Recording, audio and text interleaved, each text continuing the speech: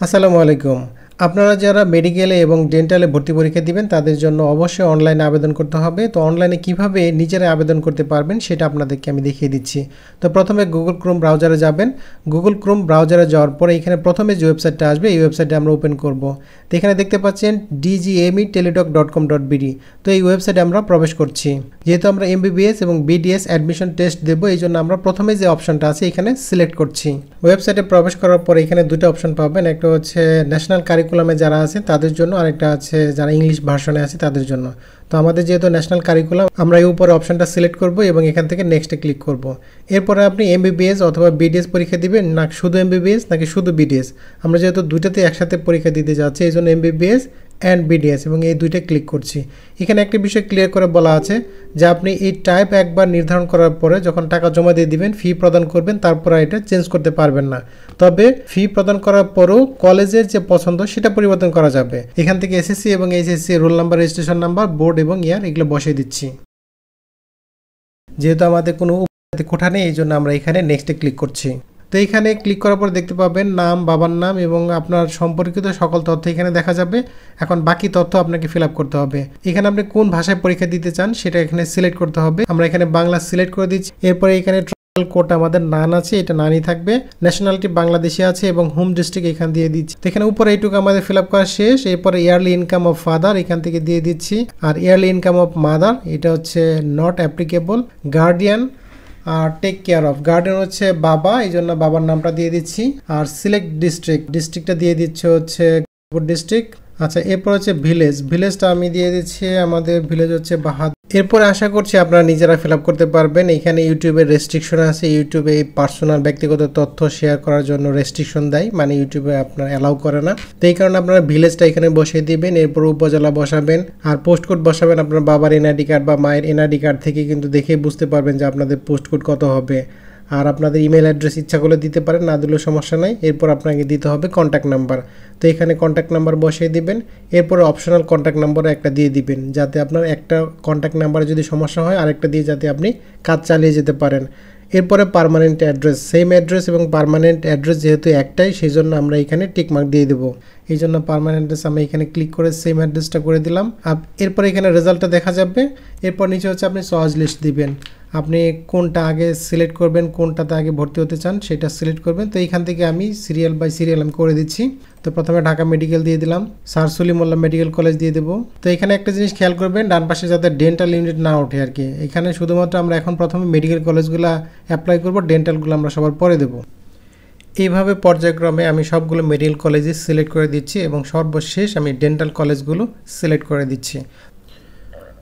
তো আমার choice লিস্টটি complete হয়েছে। তো এখন আমি ফটো আপলোড করব। তো ফটো কত দিতে হয় সেটা আপনারা জানেন, 300x300 দিতে হবে। আর সিগনেচারও দিতে হবে 300x80, মানে আপনার লম্বা হবে 300 এবং উচ্চতা হবে 80। তো আমি এই পিক্সেলগুলো অলরেডি ফটোশপে তৈরি করে নিয়েছি। আমি প্রথমে ফটো ঠিকঠাক আছে কিনা সেটা আমি চেক করে দেখব। তো এই জন্য চুজ ফাইলে ক্লিক করছি। এবার আমার যেটা 300x300 পিক্সেলের যে ছবিটা এটা আমি সিলেক্ট করে ওপেন করে দিচ্ছি। এরপর আমি চেকে ক্লিক করব। তো দেখতে পাচ্ছেন ফটো ইজ ভ্যালিড। আসলে এটা যারা ওয়েবসাইটটা বানিয়েছে এখানে লাল মার্ক না দিয়ে এখানে যদি গ্রিন মার্ক দিত এটা অনেক ভালো দেখাতো।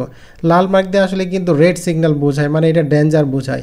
তো এখানে আসলে ফটো যেহেতু ভ্যালিড, এখানে ব্যাকগ্রাউন্ডে লাল কেন দিয়েছে আমি জানি না। যাই হোক, তো আমি এবার সিগনেচারটা আবার আমি আপলোড করে দেখবো যে সিগনেচারটা ঠিক আছে কিনা। তো সিগনেচারের সাইজ হচ্ছে 300 এবং 80, এটা আমরা এখান থেকে চেক করে দেখছি। তো দেখতে পাচ্ছেন সিগনেচার ইজ ভ্যালিড, মানে আমার সিগনেচার এবং ফটো দুটোই ভ্যালিড। এরপরে আমি ব্যাক করে চলে আসব। আর যারা আপনারা এইখান থেকে ফটোশপ দিয়ে যারা করতে পারবেন না তারা কিন্তু এইখান থেকে অনলাইনে রিসার্চ করতে পারবেন। তো অনলাইনে কীভাবে ছবি রিসার্চ করতে হয় সেটা আপনাদেরকে আমি দেখিয়ে দিচ্ছি। এইখানে যে ব্রাউজ অপশনটা আছে এই ব্রাউজে ক্লিক করবেন। এরপরে যে ছবিটা আপনি সাইজ করতে চাচ্ছেন এই ছবিটা ক্লিক করতে হবে। তো এই ছবি আমি ক্লিক করে দিচ্ছি। এরপরে আপনাকে এই ছবিটা প্রথমে ক্রপ করে নিতে হবে, কারণ কোন অংশটা আপনি সাইজ করবেন। তো আমি এই ছবির যে অংশটা আসলে প্রয়োজন আমি এই অংশটুকু আমি প্রথমে সিলেক্ট করে নিচ্ছি। তো ছবিটা আমার ক্রপ করা হয়েছে এবং এই নিচে থেকে ছবির সাইজটা আপনাকে ঠিক করে দিতে হবে। এইখানে কাস্টম সাইজ দিবেন, নিচে এখানে যে আপনার ড্রপ ডাউন মেনু আছে এখান থেকে কাস্টম সাইজে দিবেন। এরপরে নিচে আপনাকে সেভ অ্যাজ জেপিজি না কোন ফরম্যাটে, এই ছবিগুলো কিন্তু আমাদের জেপিজি ফরম্যাটে চেয়েছে। আর এইখান থেকে কিন্তু পিক্সেল দিয়ে দিতে হবে। কাস্টম সাইজটা কোন পিক্সেল, আমাদের 300 হচ্ছে আমাদের ওয়েথ, মানে হচ্ছে দৈর্ঘ্য 300, আর এখানে প্রস্থ হচ্ছে আমাদের 300। এটা ঠিকঠাক রেখে এবং এই ফরম্যাটটা হচ্ছে জেপিজি রেখে আমি এখান থেকে I am done resize my picture, তো আমি জেপিজি কোয়ালিটি বেস্টে দিয়ে দিচ্ছি এবং I am done resize my picture এখানে ক্লিক করছি। তো আমার ছবিটা তৈরি হয়ে গেছে। অরিজিনাল ছবি ছিল 174 কিলোবাইট এবং আমার নতুন ছবিটা হয়েছে 17 কিলোবাইট। এখান থেকে সেভ টু ডিস্কে আপনি সেভ করে রাখতে পারেন। তো আমি এখান থেকে আবার সেভ করতে পারি। তো যেহেতু আমি অলরেডি এটা করে ফেলেছি এই জন্য আমি আর সেভ করছি না। ঠিক একইভাবে আমরা এখান থেকে ব্রাউজ ক্লিক করে আবার আমরা সিগনেচারটা আমরা করে ফেলতে পারি। এখান থেকে সিগনেচারটা নিয়ে নেব। এবার সিগনেচারে কোন অংশটুকু আমি রাখতে চাই সেই অংশটুকু আমি সিলেক্ট করে দিচ্ছি। এরপরে আমি এটা নিচে থেকে আবার কাস্টম সাইজে চলে যাব। কাস্টম সাইজ থেকে আমি এখান থেকে বলে দেবো যে ওয়াইড হচ্ছে আমার 300, দৈর্ঘ্য হচ্ছে 300 এবং প্রস্থ হচ্ছে আমার 80 পিক্সেল। তো এখান থেকে আমি 80 সিলেক্ট করে দিচ্ছি। এরপর এটাও জেপিজি হবে, এখানে জেপিজি সিলেক্ট করা আছে, I am done resize my picture. তো এইভাবে করলেও কিন্তু আমি আমার সিগনেচারটাও আমি রিসাইজ করে নিতে পারি। তো এইভাবে আমার করাটা আমার কাছে ভালো লাগেনি, যেহেতু আমি ফটোশপে কাজ করে ফেলেছি আমি এটা ক্লোজ করে দিচ্ছি, এটা আমার দরকার হবে না। আর এখানে ভ্যালিডেশন একটা কোড আসবে, এই কোডটা সেম কোডটা এখানে ইনপুট দিতে হবে। তো এখানে খেয়াল রাখবেন, এখানে বড় হাতে থাকলে বড় হাতে দিতে হবে, ছোট হাতে দেওয়া যাবে না। কোড এন্ট্রি দেওয়ার পরে আমরা বাম পাশে টিকমার্ক দিয়ে দেবো। টিকমার্ক দিয়ে ফর্মটা আরেকবার আপনারা দেখতে পারেন, দেখে সাবমিটে ক্লিক করে দিবেন। সাবমিটে ক্লিক করার পরে কনগ্রাচুলেশন জানাবে যে আপনার আবেদনটা কমপ্লিট হয়ে গেছে। এখানে আপনাকে একটা ইউজার আইডি দেবে এবং এই ইউজার আইডি দিয়ে কিন্তু আপনি পেমেন্টও করতে পারবেন, মানে টেলিটকের মাধ্যমে আপনি 1000 টাকা পেমেন্টের মাধ্যমে আপনার আবেদনটা কমপ্লিট হবে। তো এই অ্যাপ্লিকেশনের একটা কপি আপনারা ডাউনলোড করে নিতে পারেন, একটা স্ক্রিনশটও দিয়ে নিতে পারেন। তো এই নিচে থেকে ডাউনলোড করা যাবে, এই প্রিন্ট দিস পেজ এখান থেকে ডাউনলোড করা যাবে। আর আপনি একটা স্ক্রিনশটও দিয়ে নিতে পারেন যে অ্যাপ্লিকেশনে কোথাও ভুল আছে কিনা। এই অ্যাপ্লিকেশনটা আপনি আরেকবার ভালোভাবে দেখবেন। এখনও কিন্তু আপনার পেমেন্টটা কমপ্লিট হয় নাই, এখন পর্যন্ত কিন্তু আপনি আবেদনটা নতুন করে সংশোধন করতে পারবেন, যেহেতু আপনি পেমেন্টটা এখনও দেন নাই।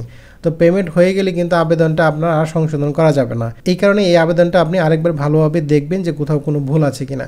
তো এখন আমরা মোবাইলের মাধ্যমে পেমেন্টটা কমপ্লিট করব।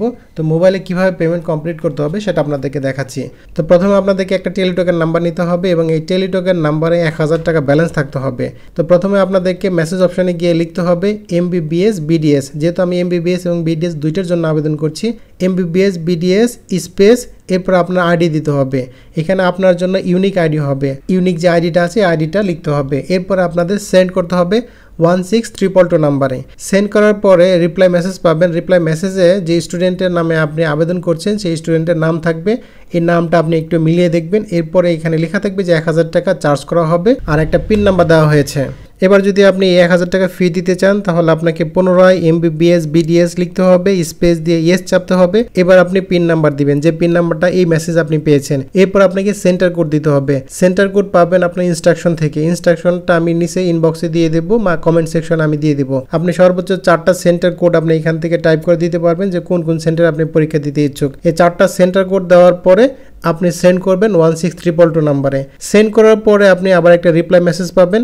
এই রিপ্লাই মেসেজে আপনাকে কনগ্রাচুলেশন জানাবে যে আপনার পেমেন্টটা কমপ্লিট হয়েছে এবং আপনার ইউজার আইডি দেওয়া হবে এবং একটা পাসওয়ার্ড দেওয়া হবে।